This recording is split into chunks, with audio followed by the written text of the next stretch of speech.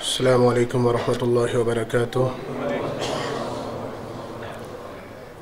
ان الحمد للہ نحمده ونستعینه ونستغفره ونؤمن به ونتوکل علیہ ونعوذ باللہ من شرور انفسنا ومن سیئات اعمالنا من يهده الله فلا مضل له ومن يضلل فلا هادي له وأشهد أن لا إله إلا الله وحده لا شريك له وأشهد أن محمدًا عبده ورسوله صلى الله عليه وسلم.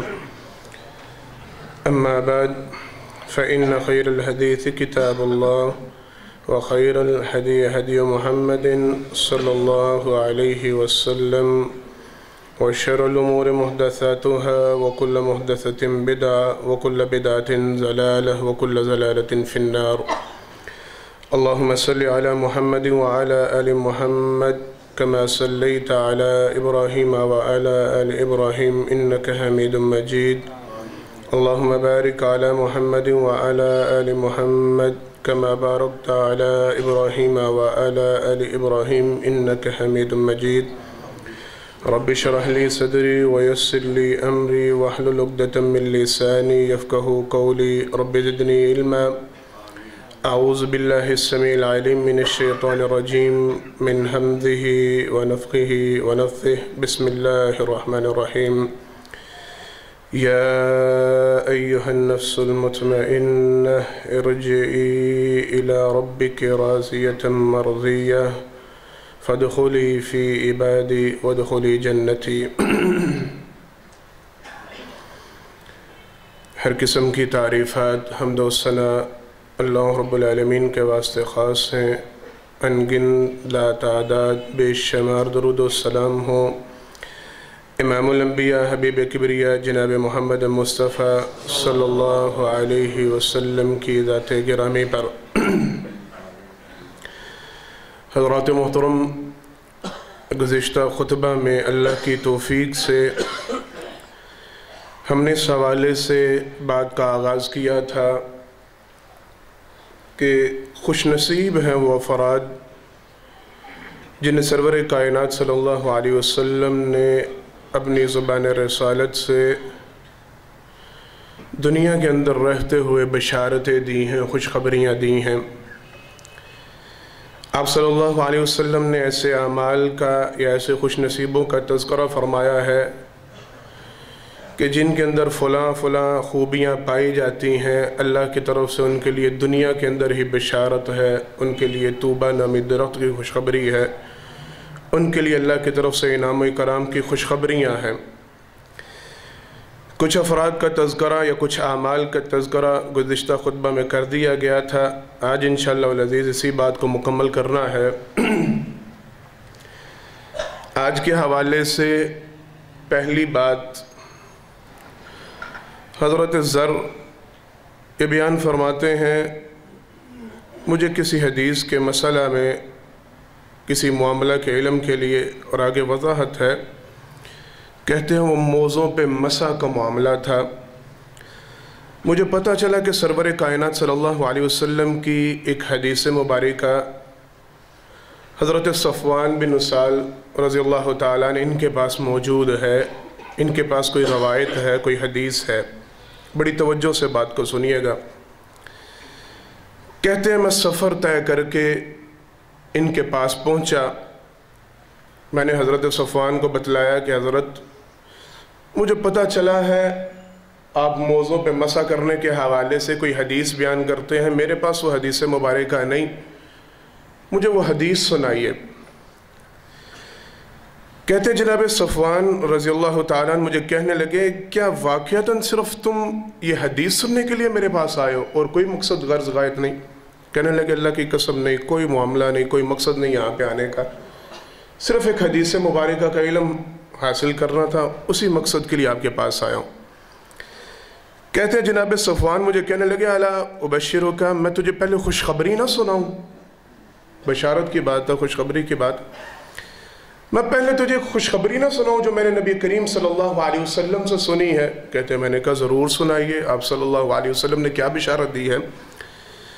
کہتے ہیں میں نے نبی کریم صلی اللہ علیہ وسلم کی زبان رسالت سے سنا ہے ان الملائکۃ لتضع اجنحتها لطالب العلم رضا بما يطلب او كما قال النبی صلی اللہ علیہ وسلم.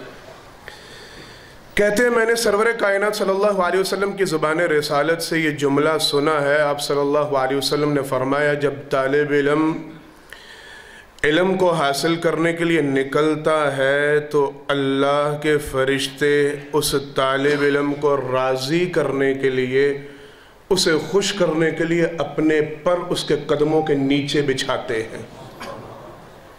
یہ سرور کائنات صلی اللہ علیہ وسلم نے طالب علم کو بشارت سنائی ہے. پھر کہنے لگے ایک دوسری حدیث مبارکہ میں تذکرہ، میں نے سرور کائنات صلی اللہ علیہ وسلم سے یہ بھی سنا ہے، آپ صلی اللہ علیہ وسلم نے ارشاد فرمایا فرشتے ڈھونڈتے ہیں ایسی مجلس جہاں پہ علم کی بات کی جاتی ہے. سرور کائنات صلی اللہ علیہ وسلم نے فرمایا یہ جب زمین پہ چل رہے ہوتے ہیں فرشتے ان کے قدموں کے نیچے اپنے پر بچھاتے ہیں. کائنات کی ہر چیز حدیث میں وضاحت آپ صلی اللہ علیہ وسلم نے ارشاد فرمایا یہاں تک کہ چیونٹیاں اپنے بلوں کے اندر اور مچھلیاں سمندر کی تہ کے اندر ان کے لیے دعائے خیر اور دعائے مغفرت کرتی ہیں.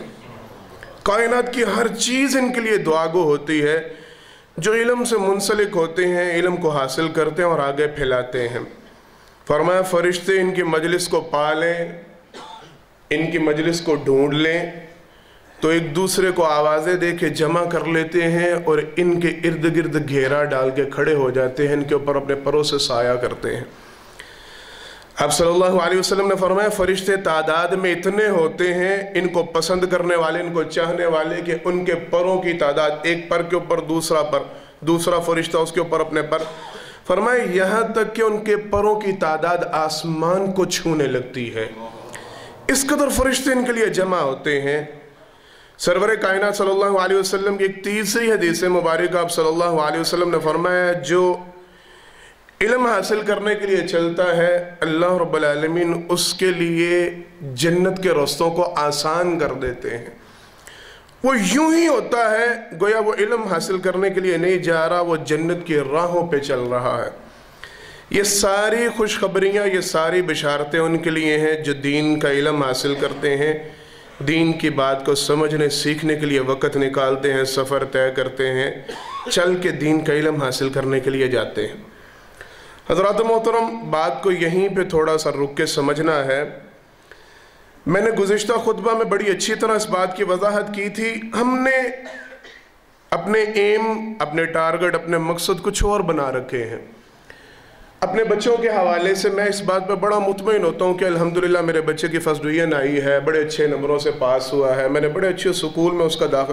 یہ ہونا چاہیے. علم اس کی بڑی قدر و قیمت ہے، وہ دنیاوی ہو یا دینی ہو، اس کی قدر و قیمت ہے. لیکن اصل مقصد منبع یہ تو نہیں، اصل مقصد زندگی گزارنے کا یہ نہیں.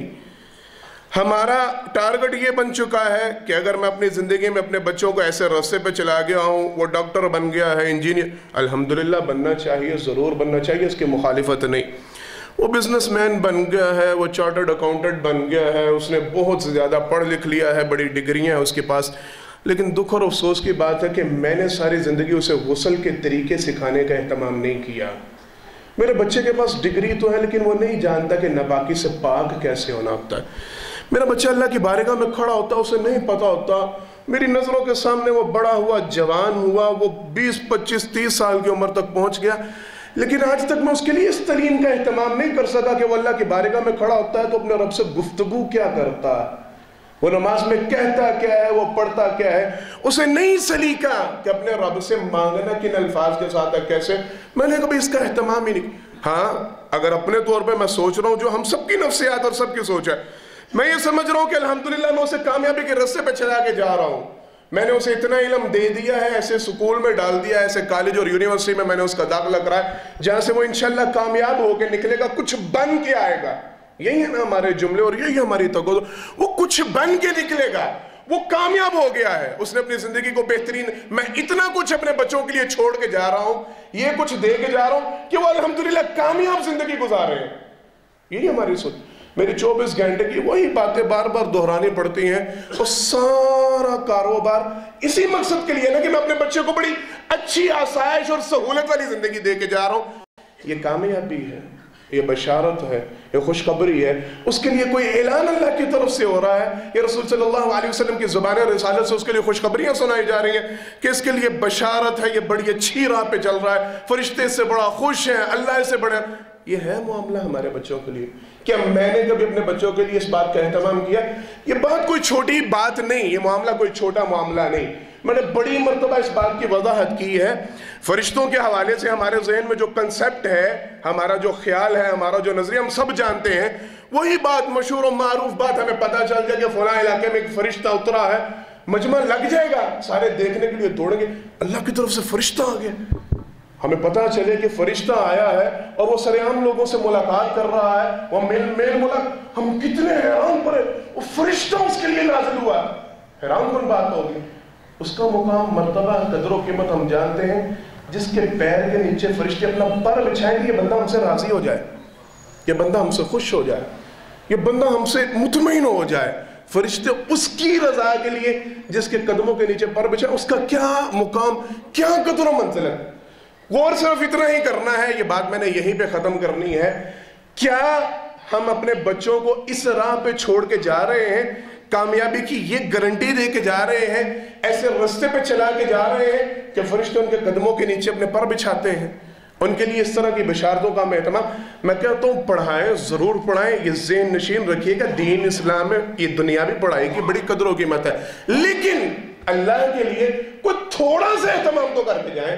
ان کی دینی تعلیم، تربیت کا یہ بھی عجب مذائقہ سا ہمارے ہاں گھروں میں چل نکلا. قاری صاحب محترم آتے ہیں گھر میں بچوں کو پڑھانے کے لیے، بچہ دین سیکھنے کے لیے کہیں نہیں جاتا. ہم نے یہ اہتمام ہی نہیں رکھا، ہم نے قصہ ہی ختم کر دیا. وہ نہ گھر سے قدم اٹھائے، نہ اس کے قدموں کے نیچے فرشتوں کے پر رہے، نہ اس کو کوئی قدر و منزلت ملے. وہی قاری صاحب بیچارے گھر میں آتے ہیں ٹیوٹر کی طرح، وہ ٹیوٹر ہی لگا ہوا ہے. وہ بیچارہ آتا ہے 5 7 10 منٹ بچے کے ساتھ کھیلتا ہے، گپے مارتا ہے، اور ہم کہتے ہیں چلو جی فرض پورا ہو گیا. ماشاءاللہ اس نے 2 سال میں، 3 سال میں، 4 سال میں اس نے وہ نورانی قاعدہ اس نے پڑھ. یہ کیا ہمارا اہتمام؟ اس کی دینی تربیت، تعلیم، کوئی حدیث سیکھنے کا، کوئی ترجمہ سیکھنے کا، کوئی اس حوالے سے کوئی دینی نالج سیکھنے کا، سارے اپنا اپنا جائزہ گھروں میں جا کے لیجئے گا. ہم کیا اہتمام کر رہے ہیں، کیا دے کے جا رہے ہیں؟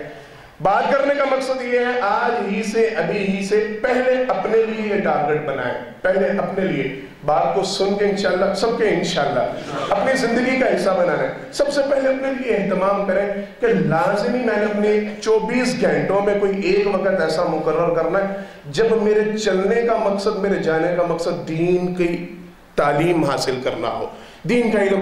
میں بھی اپنی زندگی کا کوئی ایک آدھا لمحہ وقف تو کروں کہ جب فرشتے میرے لیے بھی اتریں، میں بھی دین کا علم، میں کہہ سکوں کہ میں ترجمہ پڑھنے جا رہا ہوں، میں حدیث سیکھنے جا رہا ہوں، فلاں مسئلہ ہے میں اس کے حوالے سے قاری صاحب محترم سے سمجھنے جا رہا ہوں، علماء سے میں رابطہ کرنے جا رہا ہوں، یہ مسئلہ کیسے، میں دین کی تعلیم کے پہلے اپنے لیے لازمی دین کی تعلیم کے لیے کوئی عمر کی قید نہیں. یہاں پہ کوئی شرط نہیں کہ آپ کی ایج جتنی ہو تو دین کا علم ہونا چاہیے. بڑی مثالیں ہیں، بڑی مثالیں.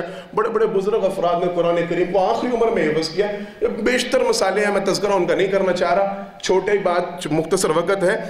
یہ کوشش کریں آپ جہاں بھی ہیں، جس سٹیج پہ بھی ہیں، پہلے اپنی تعلیم کا اہتمام کریں.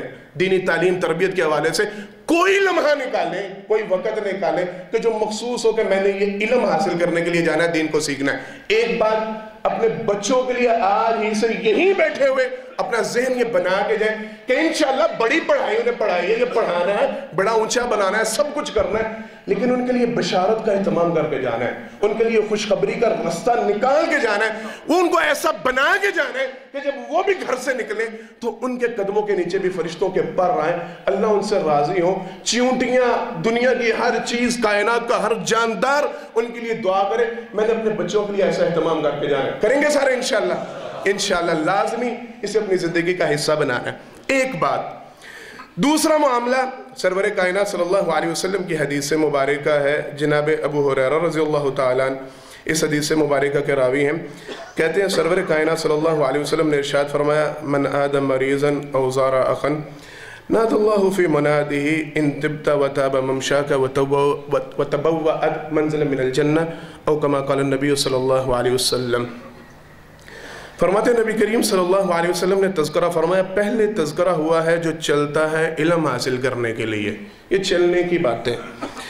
دوسرے نمبر پہ آپ صلی اللہ علیہ وسلم نے فرمایا جو بندہ کسی مریض کی عیادت کے لیے چلتا ہے، یہ اپنے بھائی سے خالص صرف ملاقات کی غرض سے چلتا ہے، اس کا مقصد صرف اور صرف یہ ہے کہ جا کے اپنے بھائی سے میل ملاقات کر کے آؤں، میرا بھائی ہے، رشتہ دار ہے، عزیز اقربا میں شامل ہے، چلو اس سے جا کے ملاقات کر کے آؤں، کوئی کام، کوئی مقصد، کوئی غرض غائب دوسرا نہ ہو۔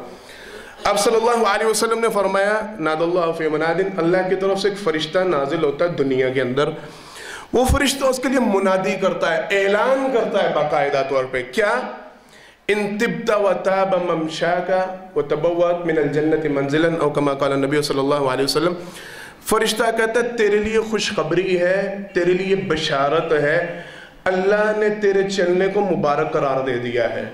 اللہ رب العالمین کے نوٹس میں یہ بات آ رہی ہے، تم نکل رہے ہو کسی مریض کی عیادت کے لیے جا رہے ہو، یا پھر تم اپنے کسی بھائی سے خالصاً صرف اللہ کی رضا کے لیے ملاقات کرنے کے لیے جا رہے ہو، وَتَبَوَّأْتَ مِنَ الْجَنَّةِ مَنْزِلًا، اللہ رب العالمین کی طرف سے پہلا معاملہ تو یہ تمہارے چلنے میں اللہ نے برکت ڈال دی ہے، تمہارے ہر قدم پہ اللہ نے برکت ڈال دی ہے۔ سرور کائنات صلی اللہ علیہ وسلم نے دوسری حدیث مبارکہ میں اس کی وضاحت فرمائی، اب صلی اللہ علیہ وسلم نے فرمایا ہر قدم کے بدلے اللہ کی طرف سے فرشتے نازل ہوتے ہیں، ڈیوٹی لگتی ہے، فرشتے اس کے قدموں کے نشان گننا شروع کرتے ہیں، یہ کتنے قدم چل کے جا رہا ہے، جتنے قدم یہ چل کے پہنچتا ہے فرشتے اس کے قدموں کے نشان نوٹ کرتے ہیں، ہر قدم کے بدلے اللہ کی طرف سے اس کے لیے جنت میں نیکیاں لکھی جاتی ہیں، نامہ اعمال میں نیکیاں درج کی جاتی ہیں۔ ایک بات، وَتَبَوَّأْتَ مِنَ الْجَنَّةِ مَنْزِلًا، جب یہ وہاں پہ پہنچ جاتا ہے آپ صلی اللہ علیہ وسلم نے فرمایا اس کے لیے جنت میں ایک گھر کا اعلان کر دیا جاتا ہے، خوشخبری دی جاتی ہے کہ صرف 5 7 10 15 20 منٹ کے لیے سفر طے کر کے آیا ہے۔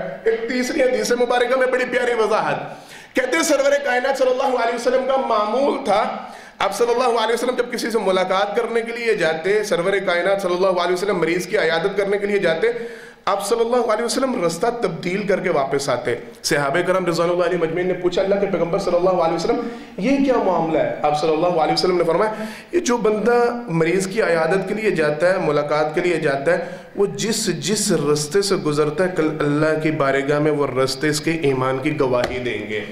میں نے اس لیے رستے کو تبدیل کیا تاکہ گواہیوں کی تعداد بڑھ جائے۔ مفسرین محدثین سے ایک اور مطلب نکالتے ہیں، کہتے ہیں اس کا مقصد یہ نہیں کہ وہ بندہ گیا جا کے اس نے عیادت کی اور بس ٹھیک ہے وہیں پہ نہیں، یہ جب تک واپس اپنے گھر میں نہیں آ جاتا تب تک اس کے قدم نوٹ کیے جاتے ہیں، گھر سے نکلنے سے لے کے واپس گھر پلٹنے تک یہ اجر و ثواب پاتا رہتا ہے۔ کتنا اجر، کتنا ثواب؟ اب صلی اللہ علیہ وسلم نے فرمایا جو بندہ کسی مریض کی عیادت کے لیے چلتا ہے، اللہ اکبر، سرور کائنات صلی اللہ علیہ وسلم، اگر ایمان ہو، اگر یقین ہو، اگر سوچ اور فکر ایسی ہو ہماری، تو وہی بات سارے معاملے سارے جانتے ہیں ہم، اگر کسی کی عیادت کرنے کے لیے بھی جانا تو پیچھے مقصد کچھ ہو رہا ہے، یار میل ملاحظہ اچھا نہیں لگتا، اتنی وہ تعلقات ہیں، وہ پھر کبھی منہ رکھنا ملنا پڑ جاتا ہے، وہ کام ہی پڑ جاتا ہے، وہ مقصد ہی نکل آتا ہے، اچھا باتیں سنی میں، ہمارا تو مقصد ہی ہوتا ہے نا اللہ کی رضا خوشنودی نہیں۔ آپ صلی اللہ علیہ وسلم نے فرمایا جو خالصتاً اللہ کی رضا کے لیے نکلتا ہے وہ جب کسی مریض کی عیادت کے لیے چلتا ہے گھر واپس پلٹنے تک جتنا سفر طے کرتا ہے ایسے ہوتا ہے جیسے جنت کی کیاریوں میں چل رہا ہے۔ ایک حدیث کے الفاظ مزید ہیں، آپ صلی اللہ علیہ وسلم نے فرمایا وہ یوں ہوتا ہے جیسے جنت کی تیاریوں سے خوشے توڑ توڑ کے کھا رہا ہے۔ فرمایا پھر جب وہ وہاں پہ پہنچتا ہے مریض کے پاس بیٹھ جاتا ہے، آپ صلی اللہ علیہ وسلم نے فرمایا وہ پوری طرح اللہ کی رحمت میں، حدیث کے الفاظ، وہ غوطہ زن ہوتا ہے، پوری طرح رحمت میں ڈوب جاتا ہے جب وہ مریض کے پاس بیٹھتا ہے۔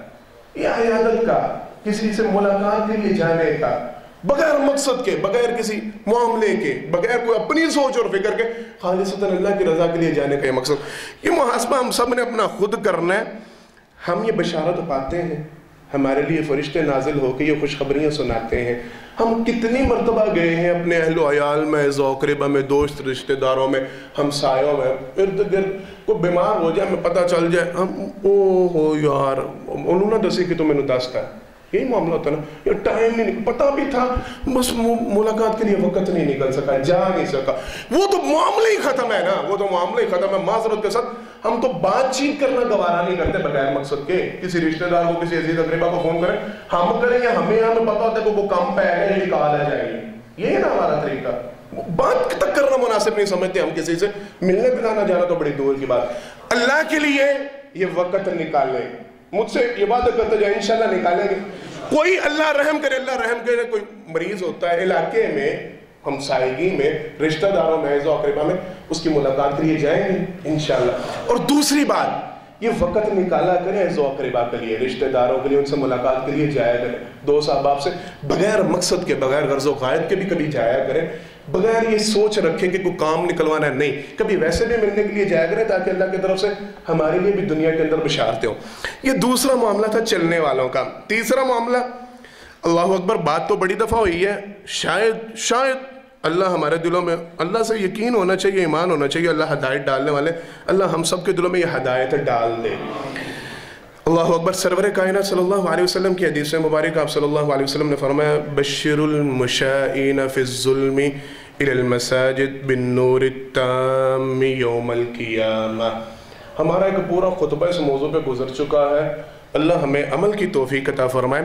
سرور کائنات صلی اللہ علیہ وسلم نے فرمایا, چلنے کی بات ہے, میں محمد صلی اللہ علیہ وسلم کی طرف سے بشارت دے دو, خوشخبری دے دو ان چلنے والوں کے لیے جو رات کے اندھیروں میں چل کے مسجد کی طرف جاتے ہیں. بالنور التام یوم القیامہ. کس چیز کی بشارت ہے, کس چیز کی خوشخبری ہے؟ آپ صلی اللہ علیہ وسلم نے فرمایا, کل قیامت کے دن اللہ کی طرف سے انہیں مکمل نور عطا کیا جائے گا, انہیں پورا نور دیا جائے گا. میں نے بڑی وضاحت کی ہے, سننے دوبارہ. وَإِن مِّنكُمْ إِلَّا وَارِدُهَا كَانَ عَلَىٰ رَبِّكَ حَتْمًا مَقْضِيًّا. ہم سب کا ایمان, یقین ہے قرآن کریم کی آیت مبارکہ.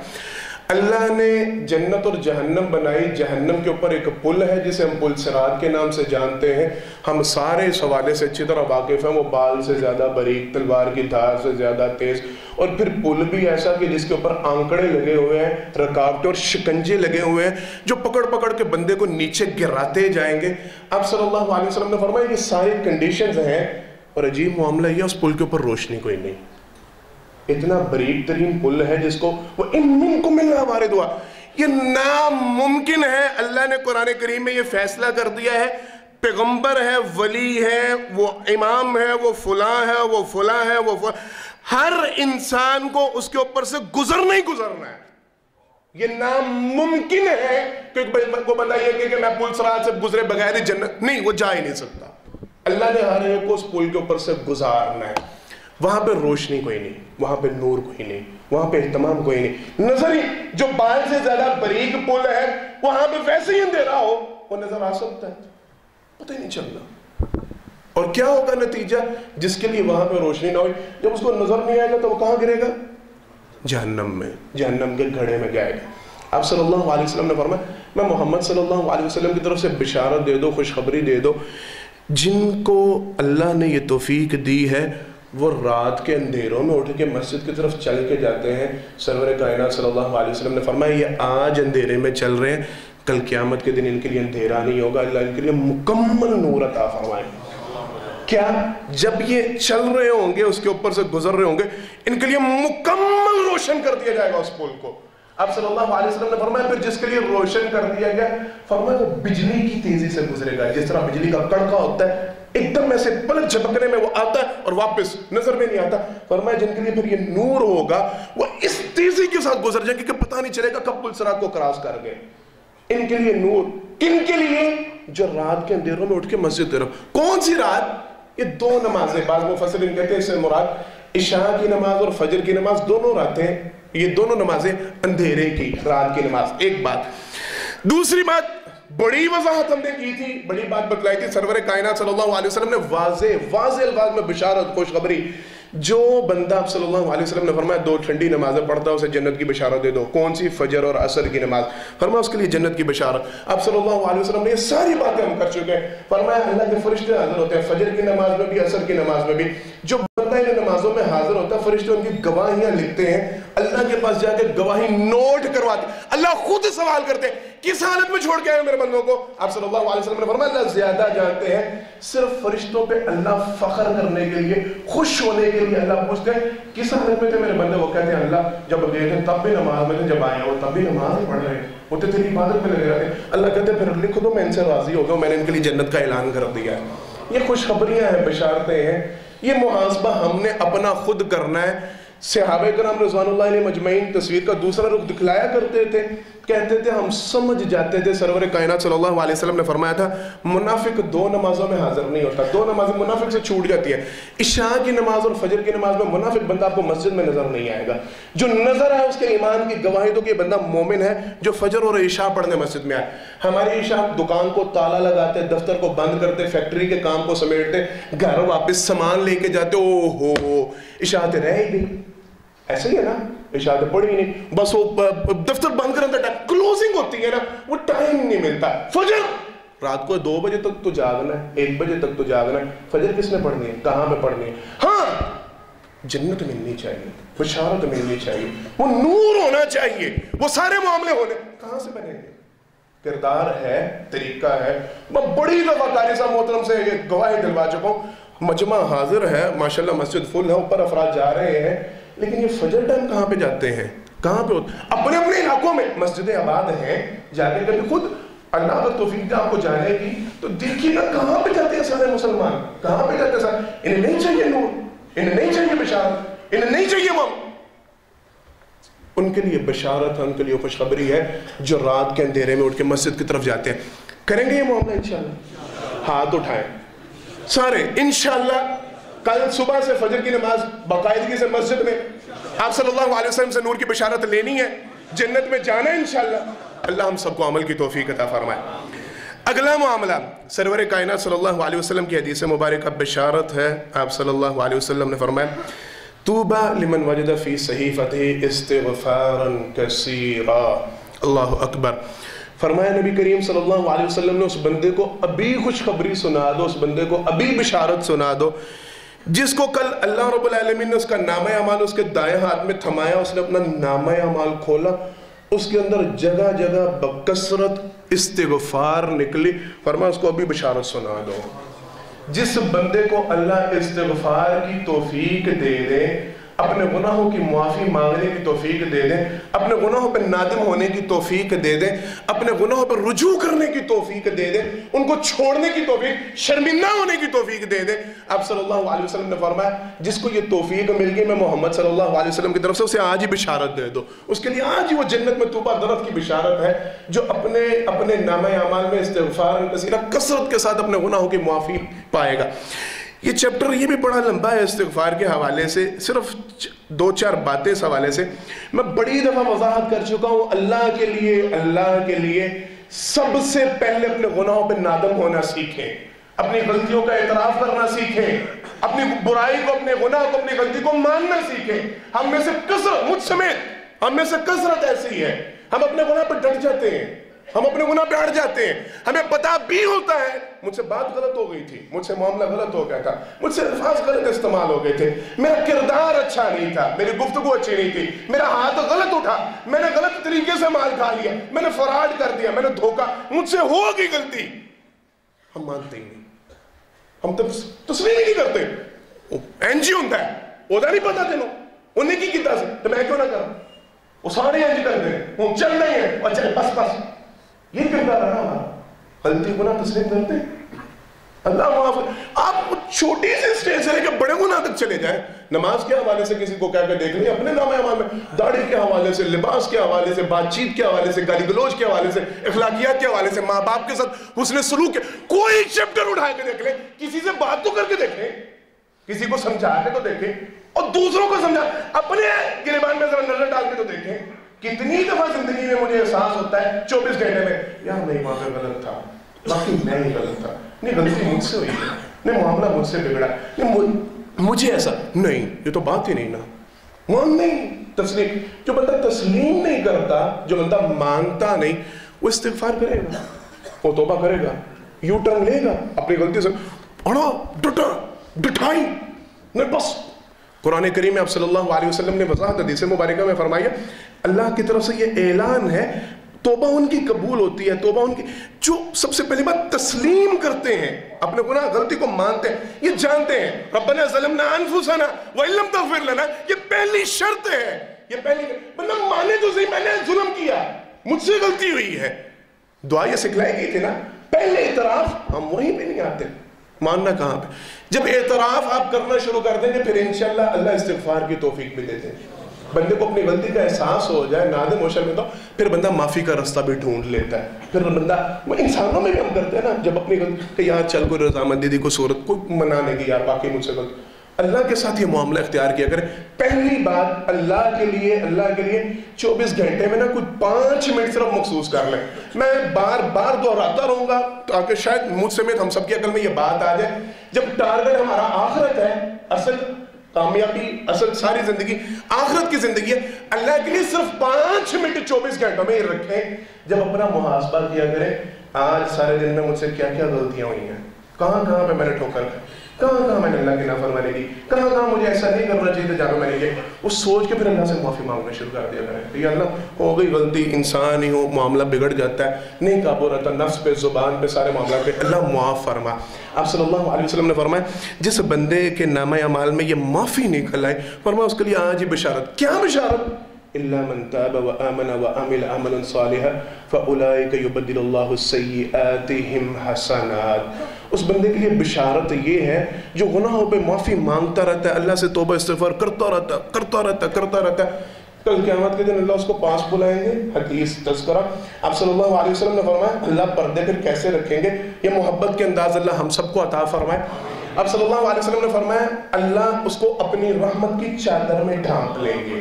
جس طرح کوئی ماں بچے کو بغل گیر کرتی ہے، اپنے پلوں میں چھپاتی ہے، آپ صلی اللہ علیہ وسلم نے فرمایا بالکل اسی طرح اللہ اس کو اپنی رحمت کی چادر میں لپیٹ لیں گے. دنیا سے اس کا معاملہ پوشیدہ ہو جائے گا، لوگوں کی نگاہوں سے اوجھل، اللہ کی چادر میں، اللہ کی رحمت میں وہ چھپا ہوگا. پردہ جس طرح کسی کو چھپا کے سیپریٹ کر کے بات نہیں کرتے، اس طرح اللہ اس طرح الگ کر کے کہیں گے تجھ سے یہ گناہ ہوا تھا، یہ غلطی کی تھی نا تو نے، جی اللہ ہو گئی تھی، تو نے معافی مانگی تھی، اللہ کہیں گے میں نے تجھے معاف کر دیا. وہ گناہ بھی ہوا تھا. اللہ کہیں گے تو نے معافی مانگی. إِلَّا مَن تَابَ وَآمَنَ وَعَمِلَ عَمَلًا صَالِحًا فَأُولَٰئِكَ يُبَدِّلُ اللَّهُ السَّيِّئَاتِ حَسَنَاتٍ. اللہ کہیں گے میں نے صرف معاف نہیں کیا، اس گناہ کو میں نے نیکی بنا دیا. تیرا گناہ جتنا بڑا تھا، تجھ میں احساس تھا، تجھ میں شرم تھی، تو نے معافی مانگی تھی، میں نے اس گناہ کی جگہ پہ اتنی بڑی نیکی لکھ دی ہے. آپ صلی اللہ علیہ وسلم نے فرمایا اللہ چھوٹے چھوٹے اس کے گناہ، وہ بندہ خوش ہو کے جب دیکھے گا نا کہ میرے گناہ نیکیوں میں تبدیل ہوتے جا رہے ہیں، آپ صلی اللہ علیہ وسلم نے فرمایا وہ بندہ کہے گا اللہ یہاں پہ وہ گناہ نظر نہیں آ رہا جو اتنا بڑا گناہ کیا تھا، معافی تو اس کی بھی مانگی، وہ نہیں نظر آ رہا، اس کو کیوں نہیں نیکی میں. آپ صلی اللہ علیہ وسلم نے فرمایا اللہ مسکرائیں گے، اللہ خوش ہوں گے. کیسا بندہ ہے اپنے گناہ آج خود کھولنے بیٹھ گیا، وہ گناہ نہیں تبدیل ہوا، وہ نہیں نظر آ رہا. آپ صلی اللہ علیہ وسلم نے فرمایا اللہ مسکرائیں گے، خوش ہو کر کہیں گے جہاں بندے تیرے لیے جنت ہے. بشارت لینی ہے. آج سے یہ عہد کرتے ہیں انشاءاللہ اپنی زندگی میں یہ معاملہ لے کے آئیں گے، اپنے گناہوں پہ نادم ہونا شروع کریں گے، اللہ سے استغفار کریں گے کثرت کے ساتھ. یہ بڑا سوال ہوتا ہے، سب کا یہ مسئلہ چل رہا ہے. یہ رزق میں برکت کی وجہ سے، پریشانیوں کی وجہ سے، اللہ کی قسم بہترین نسخہ نبی کریم صلی اللہ علیہ وسلم نے بتلایا. آپ استغفار شروع کر دیں، ساری پریشانیاں بھی جاتی رہیں گی.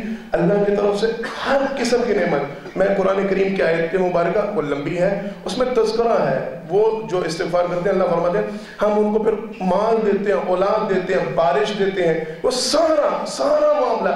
آپ صلی اللہ علیہ وسلم نے فرمایا اللہ فرماتے ہیں ہم نے ان کو پھر زمینوں کے مالک بناتے ہیں، باغات کے مالک بناتے ہیں. 28 پارے میں یہ آیت مبارکہ سارے انعام، ساری پریشانیوں کا حل، سب مسئلے حل ہو جاتے ہیں جو استغفار شروع کر دیتے ہیں، جو اللہ سے اپنے گناہوں کی معافیاں مانگنی شروع کر دیتے ہیں. اللہ کہتا ہے پھر ہم دیتے جاتے ہیں، نوازتے جاتے ہیں، دنیا میں بھی اور آخرت میں بھی.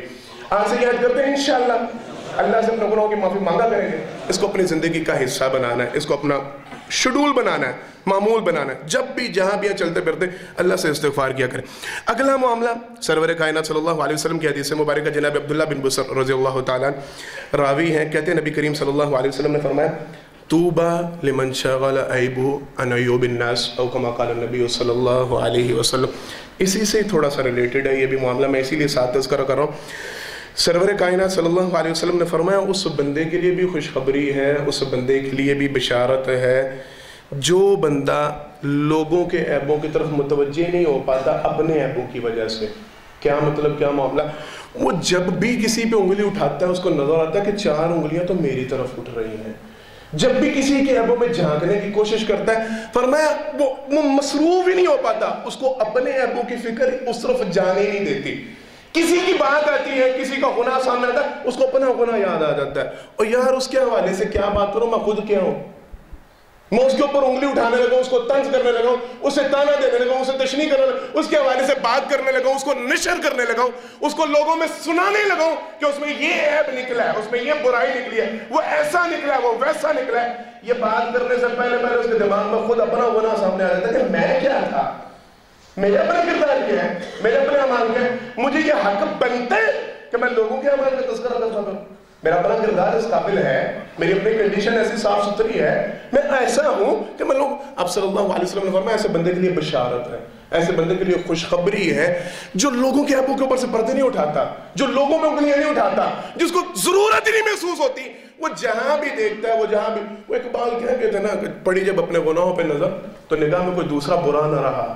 بندہ جب اپنے آپ کو ٹٹولنا شروع کر دے نا، اپنے آپ میں جھانکنا شروع کر دے، پھر اپنے سے برا بندے کو کوئی نہیں نظر آتا، پھر سمجھ آ جاتی ہے کہ میں خود کیا ہوں، میرا کردار کیا ہے، میں حق یہ رکھتا کیسے ہوں، اپنا آپ تو درست کر لوں، اپنی اصلاح تو کر لوں، پھر لوگوں کے گناہ میں نشر کرتا پھروں گا۔ اس بندے کے لیے بشارت، یہ معمول بنائیں، جب بھی توجہ کسی کے حوالے سے کوئی بات کرنے لگے نا، کسی کا کوئی گناہ کسی کو سنانے لگے، صرف ایک لمحہ، ایک سیکنڈ کے لیے اپنے اندر جھانک لیا کریں، میں بھی تو ایسا نہیں، میرے اندر کتنی خامیاں، کمیاں، کوتاہیاں۔ اگر کوئی میری کمی کوتاہی لوگوں کے سامنے نشر کرے، میرے آپ کو لوگوں کے سامنے بیان کرے، تو کل میری کیا حالت۔ اور پھر حدیث مبارکہ آپ صلی اللہ علیہ وسلم نے تذکرہ فرمایا، جو بندہ پھر لوگوں کے عیبوں کو نشر کرے گا، کل قیامت کے دن پوری کائنات کے سامنے اللہ اس کے عیبوں کو نشر کریں گے۔ یہ 2-4 بندوں کو سنایا گا، ہم نے حدیث مبارکہ سن لی ہے پہلے بھی۔ اللہ کل سارے انبیاء، سارے صحابہ کرام اجمعین، وہ جتنے بھی ائمہ، اولیاء سارے کھڑے ہوں گے، وہاں پہ اللہ اس کو نشر کرنا شروع کریں گے۔ یہ لوگوں کے عیب سناتا تھا، اس کا اپنا کردار یہ تھا، اس کا اپنا معاملہ ہے۔ کبھی بھی لوگوں کے حوالے سے بات نہ کریں، اپنے عیبوں کی ٹٹول میں رہیں، اپنے عیبوں کو جھانکیں، دیکھیں گے میں خود کیوں، پھر لوگوں کے حوالے سے بھی بات کر لیں گے۔ اگلا معاملہ ذرا ہم نے وہ ڈسکس کرنا۔ سرور کائنات صلی اللہ علیہ وسلم کی حدیث مبارکہ، آپ صلی اللہ علیہ وسلم نے فرمایا، اللہ اکبر، ماجی عائشہ رضی اللہ تعالیٰ عنہ اس حدیث مبارکہ کی راویہ ہیں، فرمایا نبی کریم صلی اللہ علیہ وسلم نے، من احب لقاء اللہ احب اللہ لقاءہ ومن کرہ لقاء اللہ کرہ اللہ لقاءہ، او کما قال النبی صلی اللہ علیہ وسلم۔ فرمایا نبی کریم صلی اللہ علیہ وسلم نے، جو بندہ اللہ سے ملاقات کو پسند کرتا ہے، اللہ بھی اس سے ملاقات کو پسند کرتے ہیں۔ ومن کرہ لقاء اللہ، جو بندہ اللہ سے ملاقات کو ناپسند کرتا ہے، اللہ بھی اس سے ملنا ناپسند کرتے ہیں۔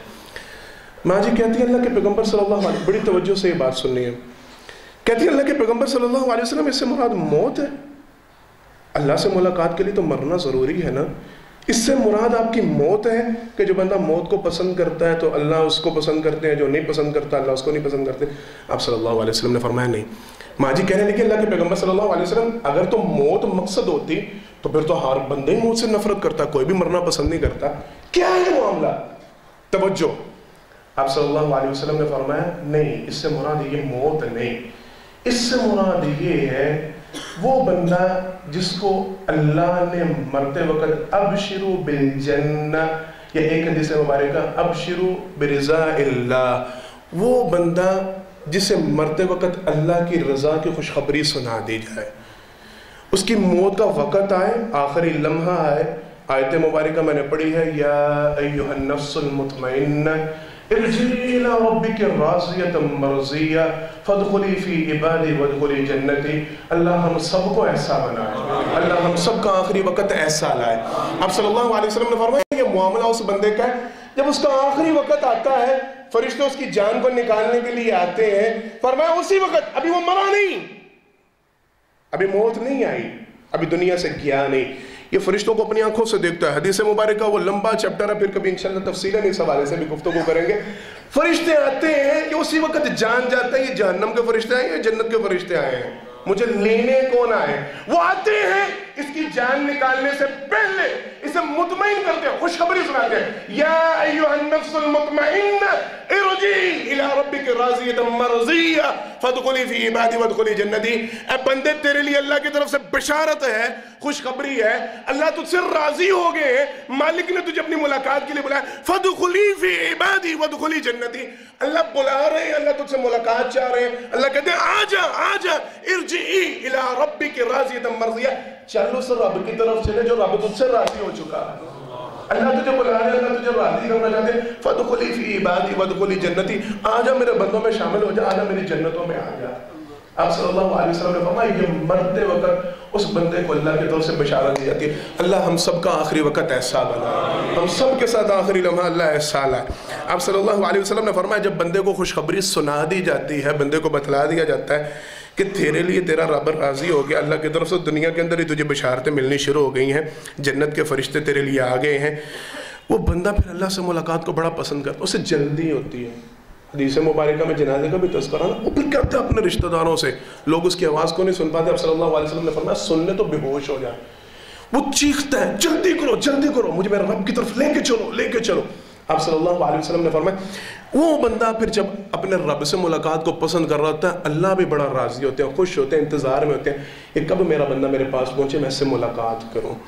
فرمایا دوسرے نمبر پہ وہ بندہ ہے من کرہ لقاء اللہ، جو بندہ اللہ سے ملاقات کو ناپسند کرتا ہے۔ آپ صلی اللہ علیہ وسلم نے فرمایا اس کا آخری وقت ہی ایسا ہوتا ہے، فرشتے آتے ہیں، آتے ساتھ ہی اس کے اوپر لعن طعن شروع ہوتی ہے، فرشتے اسے عذابوں کی وعید سناتے ہیں، جہنم کے فرشتے اس کے لیے جہنم کا لباس کفن لے کے آئے ہوتے ہیں۔ آپ صلی اللہ علیہ وسلم نے فرمایا اس کی جان کو اس کے جسم سے ایسے کھینچ کے نکالا جاتا ہے، اسرائیل جب جان کو نکال رہے ہوتے ہیں اس وقت یہ لفظ کہہ رہے ہوتے ہیں، وہاں پہ نفس مطمئنہ کا، یہاں پہ الفاظ ہے خبیث روح، پلید روح نکل اس جسم سے۔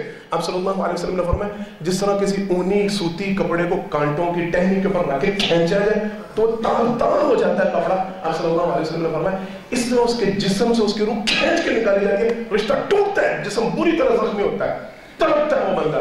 آپ صلی اللہ علیہ وسلم نے فرمایا اس طرح کھینچ کے اس کی روح کو نکالا جاتا ہے، فرشتے وہ جہنمی فرشتے وہ کفن میں لپیٹتے ہیں، وہ جہنم کے کفن میں، جہنم کے لباس میں۔ آپ صلی اللہ علیہ وسلم نے فرمایا آسمان کی طرف بلند ہونے لگتے ہیں، دروازے نہیں کھلتے، پھینک دیا جاتا ہے اس کو جہنم کی گہرائیوں میں۔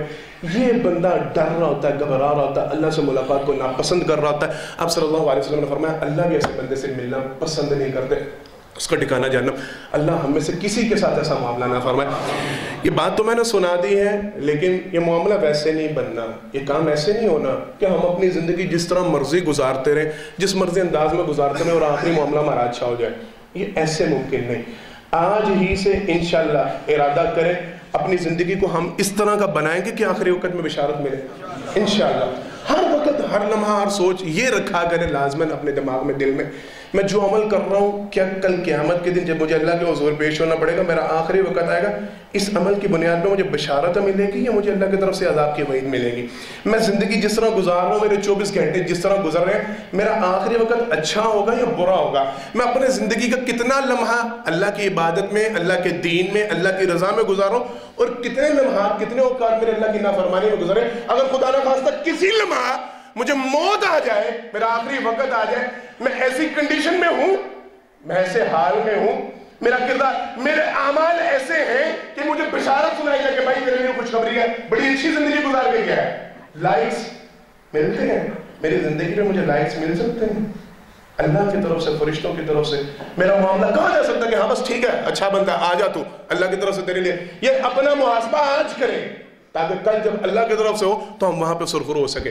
لازماً سب کہتے ہیں کہ انشاءاللہ اپنی زندگی پہ اس حوالے سے غور و فکر کرنا ہے، میں جس انداز سے زندگی جی رہا ہوں کیا مجھے آخری لمحات میں بشارت سنائی جائے گی یا اللہ نہ کرے عذاب کی وعید سنائی جائے گی؟ اگر بشارت سنائی جائے گی تو الحمدللہ اپنی زندگی کو اسی رستے پہ رکھیں، اپنے اعمال کو اسی روٹین میں رکھیں کہ کبھی بھی میرا آخری لمحہ ہے تو میرے لیے بشارتیں ہوں۔ اور اگر آپ غلط رستے پہ ہیں تو آج ہی سے انشاءاللہ یہ عہد کر لیں، ہم نے اپنی اصلاح کرنی، اپنے معاملات کو درست کرنا ہے۔ اللہ سے دعا اللہ مجھے اور آپ کو جو کہا جو سنت پر عمل کرنے کی توفیق عطا فرمائے۔ آخر دعوانا ان الحمدللہ رب العالمین۔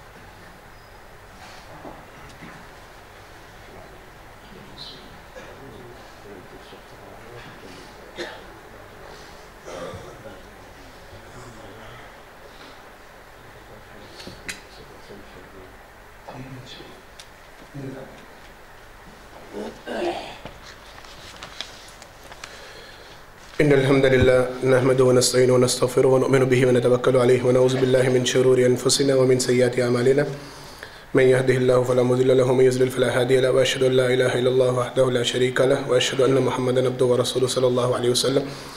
حضرات محترم، پہلے خطبہ جمعہ میں اللہ کی توفیق سے چند ایسے خوش نصیب افراد ان کا تذکرہ یا ایسے اعمال کا تذکرہ کیا گیا ہے جنہیں اللہ کی طرف سے نبی کریم صلی اللہ علیہ وسلم کی زبان رسالت سے بشارتیں دی گئی ہیں. ان میں پہلے نمبر پہ ایسے افراد جو علم کو حاصل کرنے کے لیے چلتے ہیں، آپ صلی اللہ علیہ وسلم کی طرف سے ان کے لیے بشارت ہے کہ فرشتے ان کے قدموں کے نیچے اپنے پر بچھاتے ہیں. کائنات کی ہر چیز ان کے لیے دعائے خیر اور دعائے مغفرت کرتی ہے. یہ کوشش کرنی ہے ہم نے اپنے لیے بھی تعلیم کا یہ بندوبست کرنا ہے اور اپنے بچوں کا بھی یہ بندوبست کرنا ہے. قاری صاحب محترم کہہ رہے ہیں، پچھلے جمعہ بھی انہوں نے یہ سوال کیا تھا کہ یہاں پہ وہ وضاحت کر دیں کہ موضوع کے اوپر مسا کے حوالے سے یہ واضح حدیث مبارکہ، حدیث کی جتنی بھی کتابیں ہیں تقریباً ساری کتابوں میں یہ 5 سے 6 الفاظ استعمال ہوئے ہیں. اس میں کوئی اختلاف نہیں.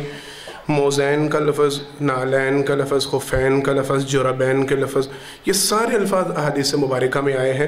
اگر کوئی شخص باوضو ہو کے، وضو کر کے یعنی باوضو حالت میں موزے، جرابیں، اونی، سوتی، باریک، موٹی، وہ چمڑے کی، وہ جس کی بھی ہیں ایسی جرابیں پہن لیتا ہے، اس کے بعد اگر وہ مقیم ہے، سفر نہیں کر رہا، اس کے لیے 1 دن کی رخصت ہے، وہ 5 نمازیں یعنی 24 گھنٹے کہہ لیں، وہ ان کے اوپر مسح کر سکتا ہے. اور اگر وہ مسافر ہے تو پھر 3 دن کی رخصت ہے. یہ نبی کریم صلی اللہ علیہ وسلم کی واضح حدیث مبارکہ ہے.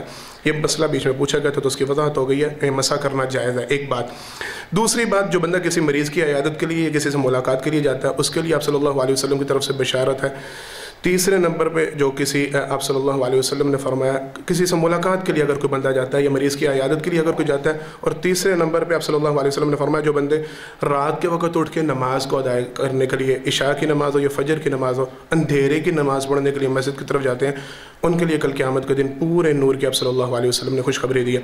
پھر اس کے بعد تذکرہ کیا گیا جن کے نامہ اعمال میں کل قیامت کے دن استغفار کثرت کے ساتھ نکلے گی، ان کے لیے آپ صلی اللہ علیہ وسلم کی طرف سے خوشخبری ہے، بشارت ہے.